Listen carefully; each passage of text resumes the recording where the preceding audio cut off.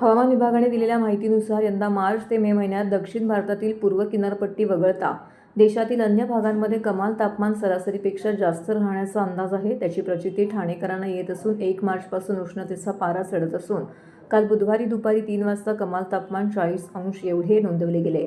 त्यामुळे दुपारी नागरिकांनी घरीच राहणे पसंत केले। भारतीय हवामान विभागाच्या माहितीनुसार मार्च ते मे या काळात कमाल तापमान सरासरीपेक्षा जास्त राहील। उष्णतेच्या लाटांची संख्या आणि उष्ण दिवसांची संख्या वाढण्याची शक्यता आहे।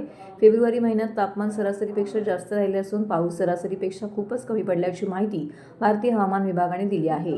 हवामान विभागाने दिलेल्या माहितीनुसारच उन्हाळ्यात मार्च ते मे महिन्यादरम्यान दक्षिण भारतातील पूर्व किनारपट्टी वगळता देशाच्या अन्य भागामध्ये कमाल तापमान सरासरीपेक्षा जास्त राहण्याचा अंदाज आहे, पण किमान तापमान मात्र सरासरी इतकं राहण्याची शक्यता व्यक्त आहे।